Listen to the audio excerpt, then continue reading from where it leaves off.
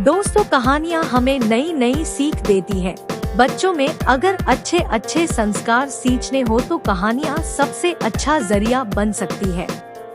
आज की कहानी आपको थोड़ा भावुक कर सकती है, क्योंकि आज आप एक इमोशनल कहानी आपके साथ साझा कर रहा हूँ। हाँ, इमोशन करने के साथ एक बहुमूल्य बोध भी आप इस कहानी से सीख सकते हैं, इसलिए इसे पूरी जरूर पढ़िएगा। एक बूढ़े भिखारी की अनोखी कहानी। हर दिन एक भिखारी दरवाजे के पास आकर भीख मांगता था और घर का मालिक हमेशा घर के बाहर आते ही उसे देखकर फिर जाया करता। कई बार उसके लिए गालियां भी बकता। वो कहता, तू जिंदा ही क्यों है? पूरी जिंदगी ऐसे ही भीख मांगेगा क्या? धरती का बोझ क्यों बना बैठा है? और कभी कभी उस भिखारी को गुस्से में वह धक्का भी मार दिया करता। इतना कुछ हो जाने के बावजूद अधिकारी के मुंह से सिर्फ यही निकलता कि भगवान भगवान तुम्हारे पापों को माफ करे। एक बार सेठ को धंधे में बड़ा नुकसान होने की खबर मिली। सेठ बहुत परेशान था कि तभी उसके दरवाजे पर वही भिखारी आया। गुस्से में अपना आपा खोते हुए सेठ ने उस भिखारी को पत्थर दे मारा। पत्थर लगने के कारण भिखारी का सर फूट गया और उसके सर से खून बहने लगा। फिर भी दर्द से कराहते हुए भिखारी ने इतना ही कहा, भगवान तुम्हारे पापा को माफ करे। भिखारी वहाँ से चला गया। सेठ सोच में पड़ गए। भिखारी को पत्थर मारा, फिर भी उसने सिर्फ प्रार्थना की। सेठ का गुस्सा शांत हुआ। शेर का मन शांत हुआ भिखारी का रहस्य जानने के लिए। सेठ ने भिखारी का पीछा करना शुरू कर दिया। भिखारी जहाँ जहाँ जाता सेठ उसके पीछे जाता। सेठ ने देखा कि कोई उसको खाना देता, कोई उसको मारता, कोई अपमानित करता तो कोई गाली देता। लोग भिखारी के साथ चाहे जैसा व्यवहार करते, लेकिन भिखारी सबके लिए एक ही प्रार्थना करता, भगवान तुम्हारे पाप माफ करे। अब रात होने को आई थी। भिखारी अपने घर जाने के लिए लौटा।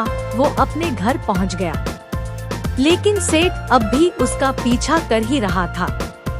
एक पुरानी टूटी हुई खटिया पर एक बूढ़ी औरत लेटी हुई थी, काफी कमजोर और बीमार लग रही थी। वह भिखारी की पत्नी थी। अपने पति को वापस आता देख वह खाट से उठ खड़ी हुई। पत्नी ने अपने पति के भीख वाले कटोरे में देखा, उसमें सिर्फ आधी बासी रोटी थी। उसे देखकर वह बोली, आज बस इतना ही मिला? और हाँ, आपके सिर से खून निकल रहा है, ये चोट कैसे लगी? बूढ़ा भिखारी बोला, आज बस इतना ही मिला, किसी ने कुछ दिया ही नहीं। सबने गालियाँ दी और एक नए पत्थर भी फेंकना, इसीलिए मेरा सर फट गया। एक गहरी ठंडी सांस लेकर बूढ़ा भिखारी फिर से बोला, यह मेरे ही पापों का फल है। तुम्हें याद है कुछ सालों पहले हम कितने अमीर थे?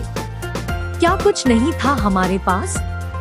हमारे पास हर चीज जरूरत से ज्यादा थी, लेकिन हमने कभी दान नहीं किया। और उससे भी बुरा हमने उस अंधे भिखारी के साथ किया जो हमारे द्वार पर भीख मांगने आया करता था। बूढ़ी पत्नी की आंखों में आंसू आ गए।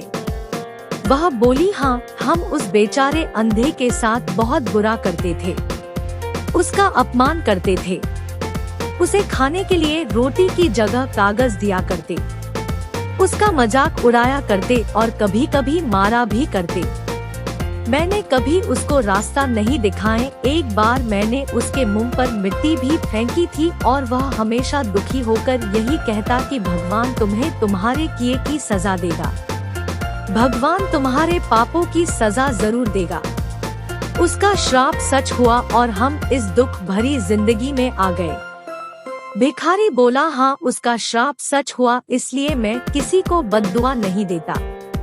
चाहे कोई मेरे साथ कैसा भी बर्ताव करे, मैं हमेशा उसके लिए प्रार्थना करता हूँ। मैं नहीं चाहता कि कोई भी हमारे जैसे जिंदगी का अनुभव करे, किसी को भी हमारे जैसे दुखों का सामना करना पड़े।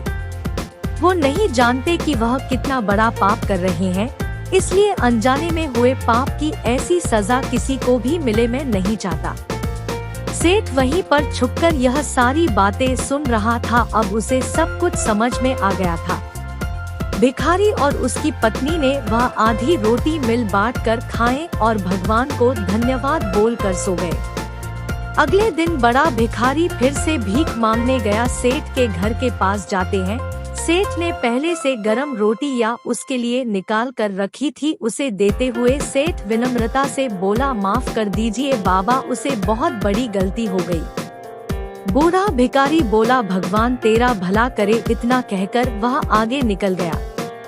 इस कहानी से जो सीख लेने लायक है वह बड़ी ही सिंपल है कि आदमी चाहे किसी के बारे में बुरा कहे या भला करे, लेकिन भगवान सिर्फ कर्म के हिसाब से उसको फल देता है। क्या हुआ अगर भगवान नहीं दिखता है, लेकिन यह बात बिल्कुल सच है, उसके खाते में सबका हिसाब बहुत बहुत पक्का होता है। इसलिए जब किसी के लिए कुछ भी करो तो अच्छा ही करो। दोस्तों, मैं आशा करता हूँ कि ये कहानी आपको बहुत अच्छी लगी होगी। अगर कहानी अच्छी लगी है तो इस कहानी को अपने दोस्तों के साथ जरूर शेयर करें। नीचे अपनी राय कमेंट में जरूर दे। और भी ऐसी मोटिवेशनल और इंस्पिरेशनल कहानी पढ़ना चाहते हैं तो इस चैनल को सब्सक्राइब करें ताकि आप पढ़ सकें ऐसी प्रेरणादायक और शिक्षाप्रद कहानियाँ, वो भी सबसे पहले।